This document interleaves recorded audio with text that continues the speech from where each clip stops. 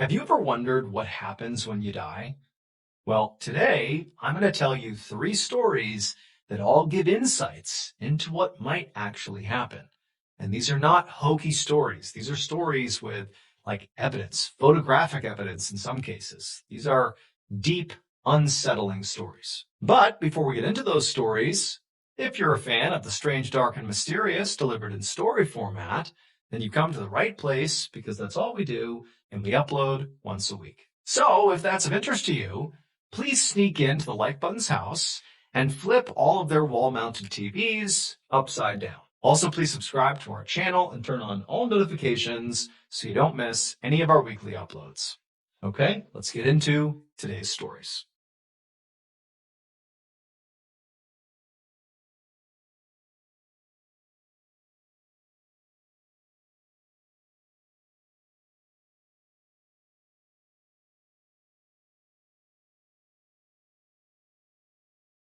On the evening of December 27th, 1984, a 16-year-old boy named John Boulware sat in the passenger seat of his best friend's Jeep as they drove down a residential road in St. Paul, Minnesota. John's best friend was driving, and two more of their friends from school were in the back seat. They were all talking and laughing and singing along to the radio. It was dark outside, and it was rainy and kind of an awful night, but John didn't care.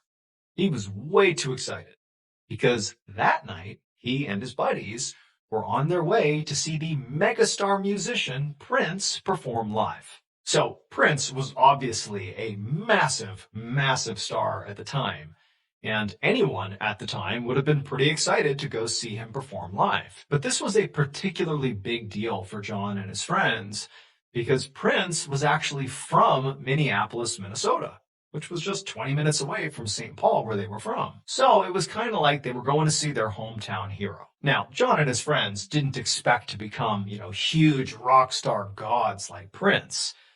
But there was just something about seeing, this hometown guy achieve his dreams on an international scale. It was just really inspiring. And so again, John and his friends are just so stoked about this concert, like they can't wait to get there. And so John, with all this excitement, he turns around to talk to his friends in the backseat about this concert and how great it's going to be. But right as he turns around, he hears a loud screeching sound, and he whips his head back around just in time to see the headlights of the car aimed at this tree that they're careening straight towards. He screams, he hears his friends screaming, they smash into the tree, and everything goes dark.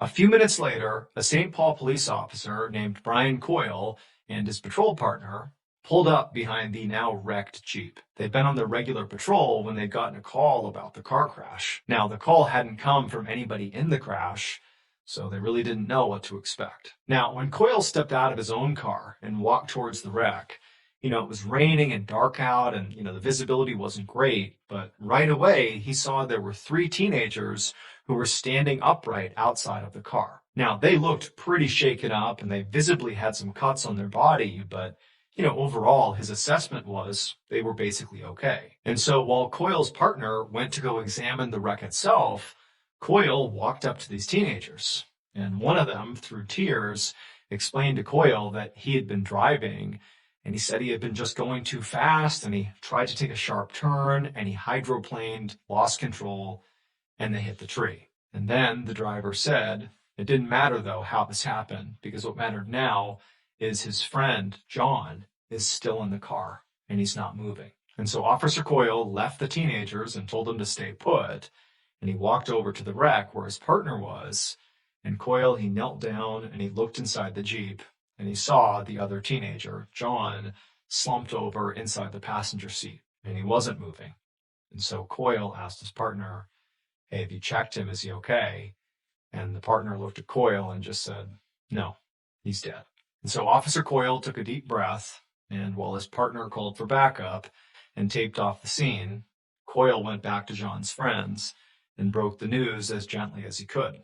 But of course, they were all devastated. The only thing Coyle could do to help them was to call an ambulance to come and take them to the hospital to get checked out. Once the ambulance had taken them away, and once John's body had been removed from the Jeep, Officer Coyle and his partner began to document the scene by taking photos of the crashed car with a camera. Now, this was all standard practice, and so while they did it, they didn't think anything of it. However, about a week later, when Coyle and his partner were reviewing the photos they took, Coyle noticed something shocking. One of the pictures that Officer Coyle had taken was so bizarre that it ended up in newspapers, not only in Minnesota, but all over the country. Even today, 30 plus years later, people are still talking about it.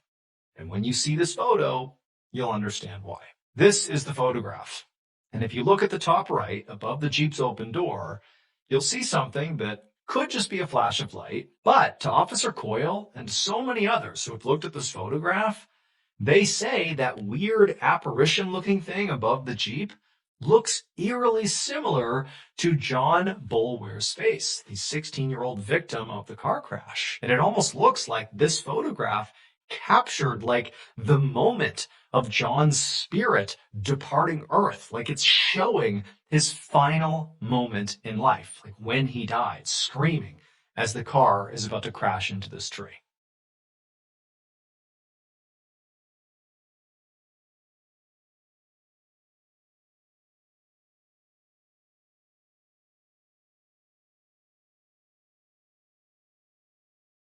One evening in the summer of 1974, a 60-year-old doctor named Julian Kerchek sat beside his backyard pool at his home in Old Westbury, New York, which is a suburb of New York City. It was a quiet, sunny day, and Dr. Kerchek was glad to have some time to relax.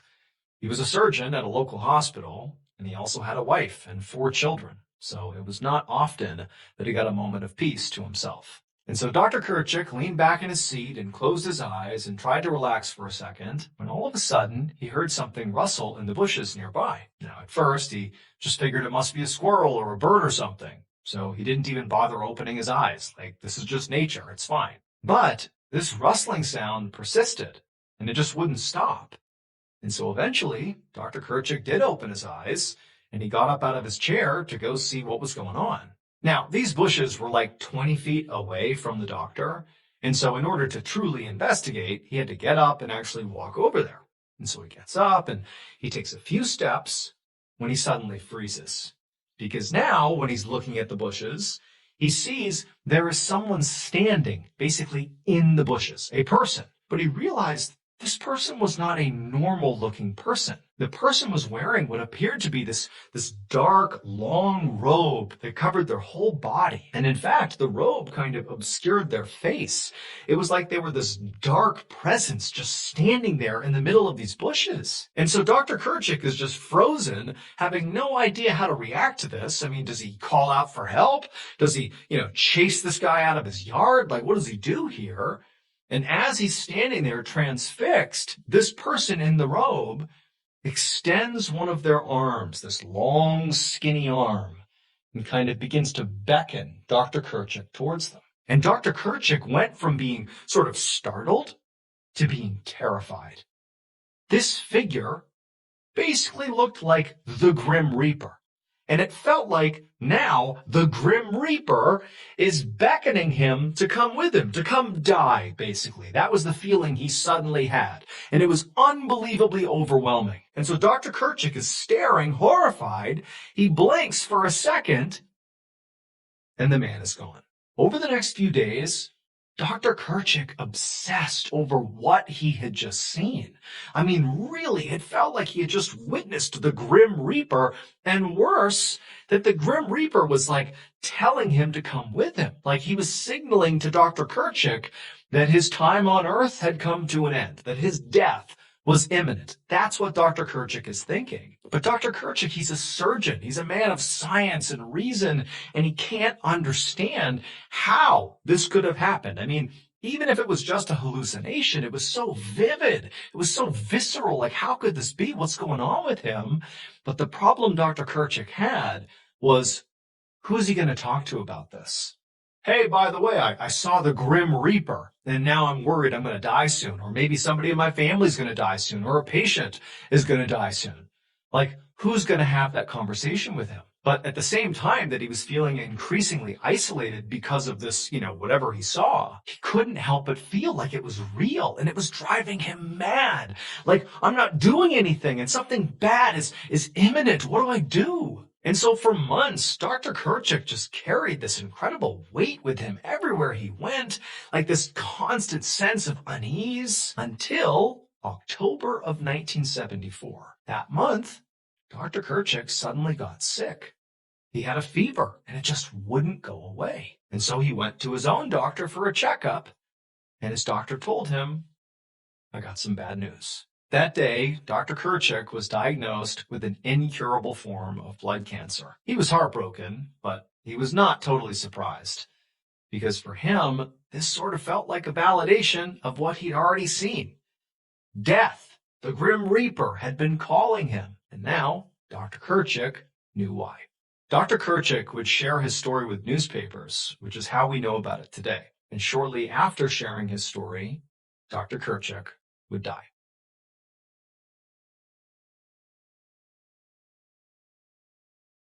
Hey guys, I have a really cool announcement for you. So right now, if you head over to shopmrballen.com, you will find brand new limited time merch items on our site. We have the brand new signature MrBallen hat. Okay, you got to wear that backwards, of course. There's the black version, and also we have the white mesh version as well. Very cool. It's the thumbs up logo. Very nice, cool hat. And then, of course, we also have this nifty new flannel color, okay? Yellow. Really fits the vibe of the fall season. Okay, get yourself one of these. But remember, these are limited time items just for the fall, so get them while you can. Again, that is shopmrballen.com. You got the new flannel, the multiple versions of the hat that you got to wear backwards. Go check it out. Again, shopmrballen.com. Thank you.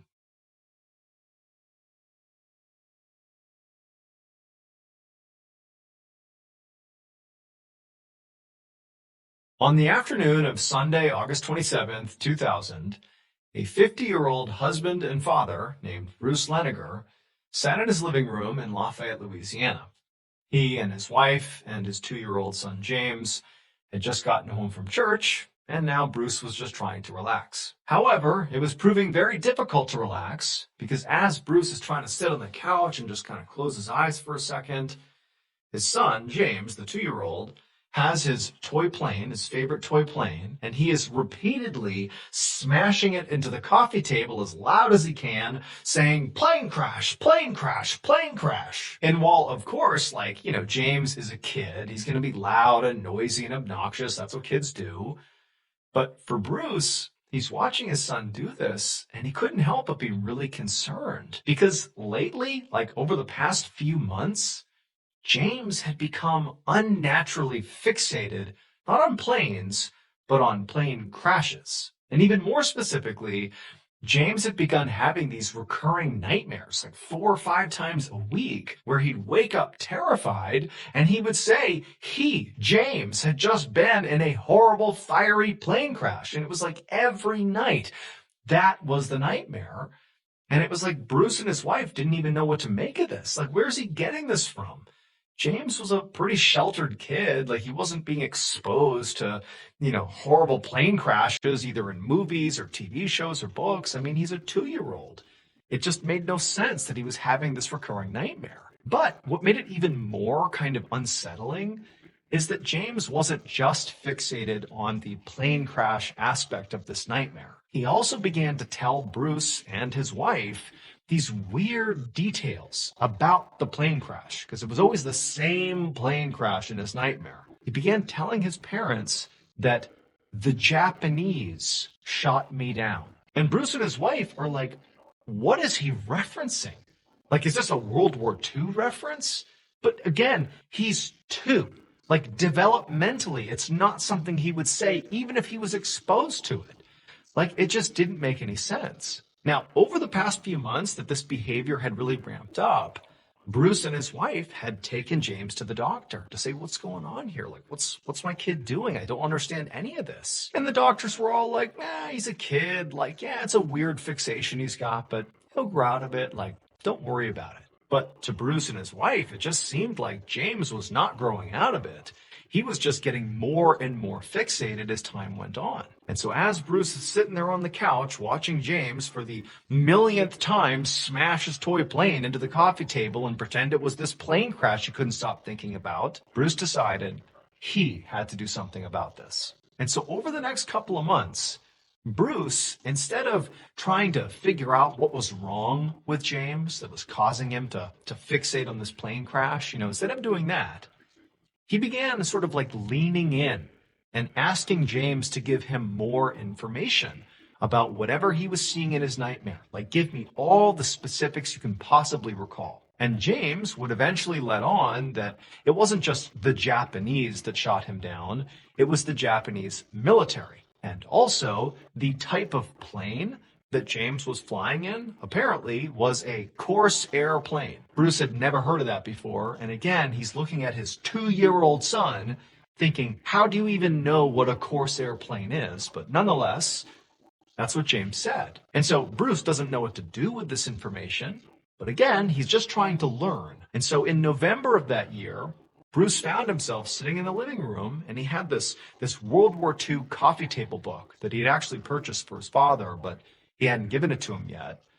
And he saw James, playing with his plane, smashing it into the coffee table. And Bruce, he grabs this coffee table book full of pictures of pilots in combat and war, and he flips to pictures of pilots from World War II. Because now, Bruce is thinking, maybe my son somehow is imagining a scene from World War II. A pilot has crashed in World War II. The Japanese military shot them down. I don't know. No idea how he got this image, but that could be what he's thinking about. And so he's like, well, maybe I'll just start looking at pictures from World War II of pilots, and maybe somehow or another James will look at this and something will click for him. Bruce really didn't know what he was trying to get out of this, but either way, he called James over and he shows him this book.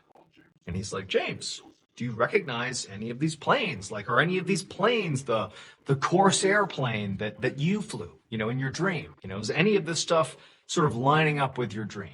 Again, he's talking to a 2-year-old, but the 2-year-old sort of got it. James looked at the pages, but nothing clicked. James sort of reached down and was just kind of flipping through all the pages, and there was nothing. There was no connection with James. But towards the end of the coffee table book, where Bruce is thinking, what am I even doing here? I'm prompting my 2-year-old to research World War II with me. What is this? What is going on here? But as James is flipping the pages, he suddenly stops. And he points at one of the pages, and he says to his dad, that's where I was shot down. And he's pointing at the Battle of Iwo Jima. And so Bruce, again, he doesn't really know what he's trying to accomplish here, but, clearly his son has pointed out this particular fact that's sort of roughly tied in with the other things he's brought up. He's had this dream about being a pilot who crashes because the Japanese military shot him down. He's highlighting a battle in Japan during World War II where, the Allies were fighting the Axis powers and the Japanese, could have been shooting somebody down. So it sort of made sense. Okay, fine. Maybe my son's dream is about something that happened at the Battle of Iwo Jima. Don't know how this even happens. Don't know how this is possible, but I'm going to do some research. And so that's what Bruce does. He begins researching the Battle of Iwo Jima. Doesn't even really know what he's looking for, but he just wants to see if there's anything connected to what his son has been saying. And what he eventually discovers actually is sort of a relief. He discovers that there is no record of any Corsair airplanes crashing during the Battle of Iwo Jima. In fact, no Corsair planes at all were flown during the Battle of Iwo Jima. And his son James had been saying specifically, I flew a Corsair plane. That was the plane that crashed. And so he's thinking, okay, there's a hole in my son's story. He clearly must have latched on to some event somehow. Somebody said it to him. He heard it, whatever it is. And in his 2-year-old mind, he sort of warped it. And that's what he believes happened, but it's not real. He's not actually recalling something that happened in the Battle of Iwo Jima. This is just, a false memory or something. However, Bruce was unable to definitively find the names of pilots who actually flew in the Battle of Iwo Jima. He wanted to find if there was any pilots named James who potentially crashed, during that battle, but he just couldn't find the information. Maybe it existed somewhere, but he couldn't find it. And so Bruce had this idea to get in touch with this old veterans group, all these old guys who had served in the Battle of Iwo Jima that were still alive. They were based out in San Diego, and they got together periodically and just sort of had social hours and stuff like that. And Bruce, he goes out to San Diego, and under false pretenses, he basically tells the group that he's shooting a documentary about the Battle of Iwo Jima, and he needs some information, about certain pilots that flew during the battle. He goes out there, and he goes to one of their social events, and he begins asking around, asking if anybody knew about any pilots named James who were shot down during the Battle of Iwo Jima. And basically all the men he talked to directed him to go talk to the group's historian, this one guy who kind of had all the information about what had happened during this battle. And so Bruce goes over to this guy and he starts asking him questions about, any pilots that, were shot down during the battle, do you know? And the historian, he tells Bruce that, during that battle, virtually no planes were shot down. However, there was one plane that was shot down. A single U.S. Air Force pilot was shot down during the Battle of Iwo Jima, and he was killed. And that pilot's name was James Houston Jr. Bruce couldn't help but be truly shocked that the only pilot shot down during the Battle of Iwo Jima happened to be named James. That just seemed like a coincidence that couldn't be possible, considering what his son was saying. And so suddenly, Bruce doesn't know what to make of this information he's been given. For so long, his 2-year-old son, named James, has been talking about how in his dream he's been shot down by the Japanese military during the Battle of Iwo Jima. And now he's being told there was a single pilot shot down in real life during the Battle of Iwo Jima, and his name was James? How is that possible? That just seems impossible. And so at this point, Bruce is really holding on to the fact that his son had said his plane that he was shot down in was a Corsair plane. And this guy, James Houston Jr., who was shot down, the plane he was shot down in was not a Corsair plane. And so Bruce is telling himself, okay, this is just a crazy coincidence. This didn't somehow happen to my son. He's not channeling somebody else who died years ago. That can't be what's happening here. This is just a wild set of circumstances. That's all this is. But he's freaked out now. And so he calls his wife and he tells her about what he's learned. And he kind of downplays how much this has really unsettled him. But he ultimately tells his wife, and the two of them decide, okay, you know what? Let's just do a little bit more research and just figure out what's going on here. This is just so crazy. We got to do a little bit more research. And in doing research about James Houston Jr., they discover that James has a sister who is still alive. And so they decide to contact her. Not really even sure what they're going to say, but they figure, you know what, let's just get in touch with her and just tell her what's going on. Who knows? Maybe somehow she can explain this. Who knows? And so kind of on a whim, James and his wife, they send a message to this woman, to the sister. And the sister, when she finds out there's this 2-year-old who's sort of referencing her brother's death in some way, for whatever reason, her reaction was to send actual physical photographs of James Houston Jr. when he was a pilot, when he served in the military. She just sent a whole bunch of pictures to Bruce, his wife, and James to look at. There really wasn't a clear set of what do we do now, and so that's what she did. Here are some pictures. And when Bruce looked at these photos, it was like his whole world was completely rocked. Because in one of the photos that clearly showed James Houston Jr., he is standing in front of a plane. And that plane was a Corsair plane. And so at this point, for Bruce, it felt like the set of circumstances, the coincidences here, were simply too much to ignore. This is no longer coincidence. This is something else. And also, there's one other small detail that now is sort of bubbling up in Bruce's mind. And that was, periodically, his son James would talk about how he really wasn't named James. He was named James III.